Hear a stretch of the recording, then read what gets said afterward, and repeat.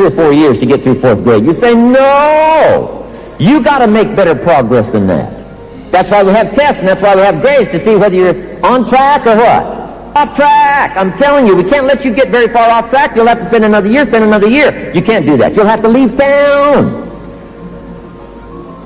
I'm asking you to check your bank account. I'm asking you to check your cholesterol. I'm asking you to check your results right now. Check your results and see whether or not you're on track, off track, whether or not you ought to get more books, build a library, become better self-educated, set a better sail, don't wish for a more favorable wind, and thereby start to change. Take full responsibility, ladies and gentlemen. Add it all up every once in a while, and you ask the question, and you answer the question. I don't have to know. It's not important that the world knows how you're doing. It's not important that I know. It's desperately important that you know whether or not you're making progress, on track or off track. Now here's the last point. It's called lifestyle.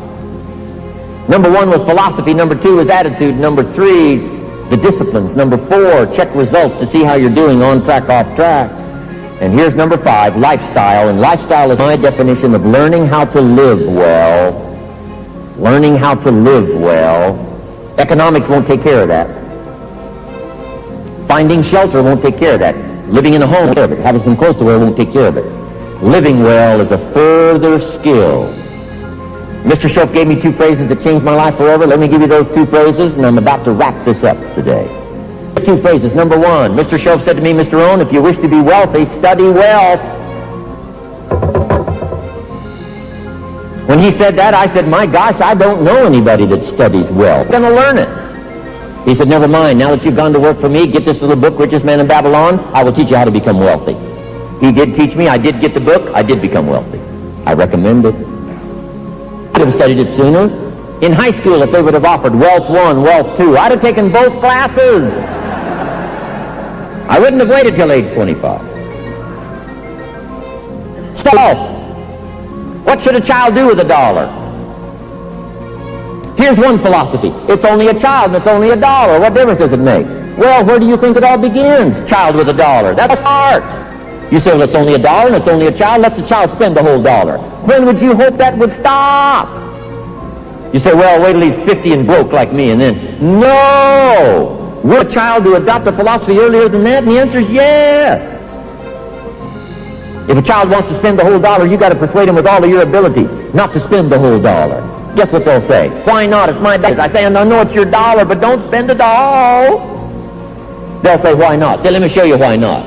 You put them in your car, take them to the other side of town, show them why not. Show them where people live that spend the whole $1. A message called visual. Just drive around and say, would you like to live here? Kid says, no. Would you like to live like these people live? Kid says, no. Then you can't spend the whole $1. So take them to the other side of town, unless you already live there, and then just show them around. Truth is truth. And you say, sometimes the truth is pretty devastating. I understand that. But I'm here to tell you, in a 6-year period of time, you can turn it all around. If you'll get the books and listen to the tapes, if you'll read and study and grow and change, I'm telling you, it doesn't have to be the last 6 years. The next 6 years of your life can be totally different than the last 6, but you've got to take now full responsibility and set a better sail. Don't wish for a more favorable wind. We call that naive. Pick up this idea. Study how to become financially independent. The ability to live from the income of your own personal resources. Now here's the second statement Mr. Shoaff gave me to change my life forever. He said, Mr. Rohn, if you're happy, study happiness. Study happiness. I didn't know happiness was a study. My best hope for happiness at age 25 was to just go through the day with my fingers crossed. I didn't know. Here's what I learned, and I've learned it so well since then. Happiness is art. It's not an accident. Happiness is not a hope. It's not a wish. It's not a future. Happiness is learning how to design a happy day, a happy life. Design a happy evening. Design a happy experience. Design the joy that you want. Don't just hope for it. Design it. Fashion it like weaving a tapestry. Economics without joy? How sad. Somebody who's got the money doesn't have the lifestyle? How sad. I'm asking you to be a student of lifestyle, a student of living well, a student of your life unique and worthwhile. The tapestry of life. Friendships. Family. Love affair. Marriage. Enterprise. Do it with style, doing style, by giving it some thought, being creative, how to live well. And guess what? I wish all this for you. I wish it all for you. It's why I came all the way from America to Australia. I'd like for your life to be affected like mine, become financially independent like I had the opportunity to do. And now let me send you home with 4 questions to ponder, and I'm finished my part. And we have this great day today with all these speakers and all this interest. I was so excited about seeing the kids here today. Got a good story for you. Take it to the ones that had to leave early. 2 little boys in school, one bright, the other one wasn't very bright.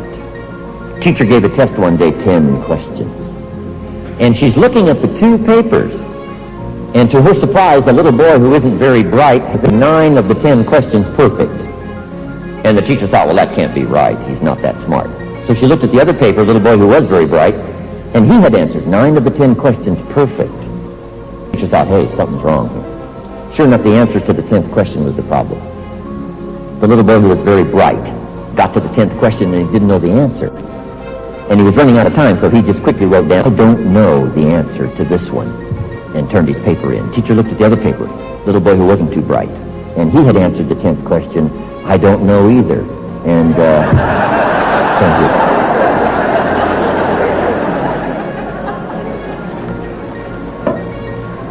Which I guess means don't cheat, right? It never seems to work out well. Anyway, give me these 4 questions now to take home, and I'm finished.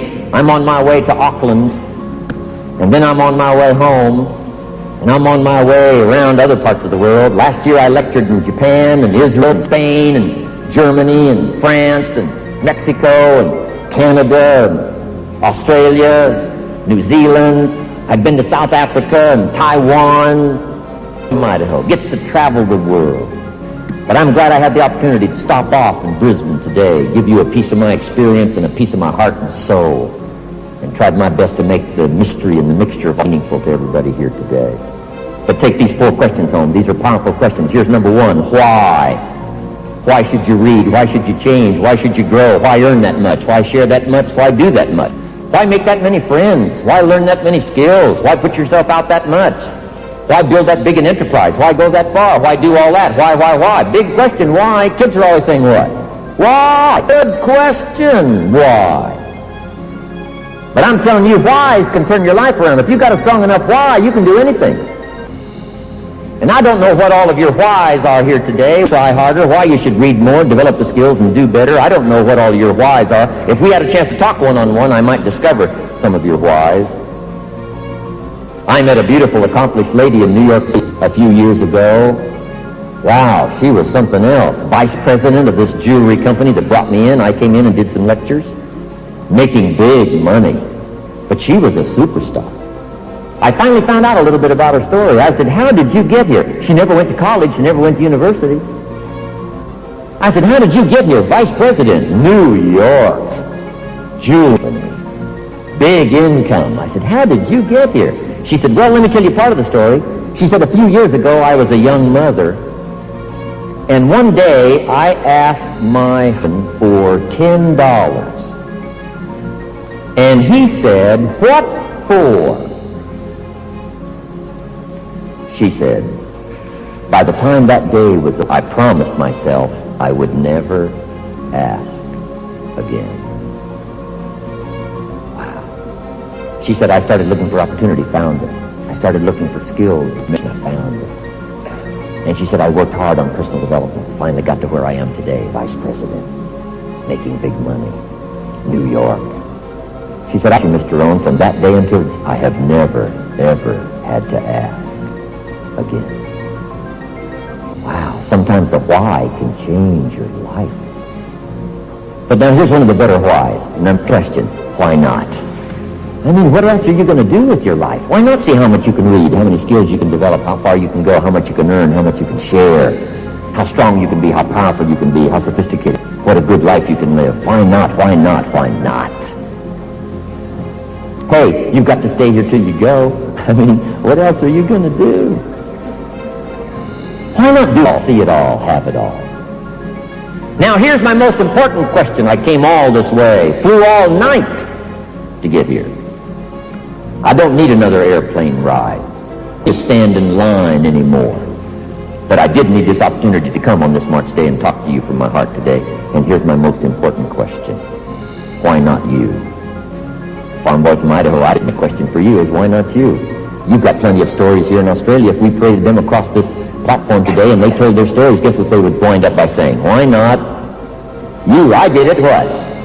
Not you. I turned my life around. Why not you? I'm asking you to pick up that question sincerely from me today. Why not you? Pick up the stories. Pick up the examples. Very close friend of mine is Mark Hughes of Herbalife fame. Mark Hughes, one of the most dramatic American stories I know of in the 20th century. Mark Hughes was on the tough side of town in Los Angeles. Got involved with drugs as a kid, managed somehow to escape. Got so interested in helping other kids get off drugs, he became a fundraiser. And even as a teenager, raised staggering amounts of money. One of his major clients was Ronald Reagan, who became president of the United States. That's a story in itself. Mark Hughes, the judge had to decide who he was to live with when he was a little kid. Mark never met his father until he was 20 years old. And when he met him, he didn't like him, unfortunately. Never met him again for 9 more years. I was in on the second time. They decided to at least try to be friends. Now they're very good friends. But see, that's a tough way to grow up. Mark Hughes only went to the 9th grade in school. He never finished high school, never went to college, never went to university. When he was 18 years old, his mother died from a drug overdose. Not something you want to tell around town. How many strikes does a young kid need? Mark was only 18 years old. His mother was only 30.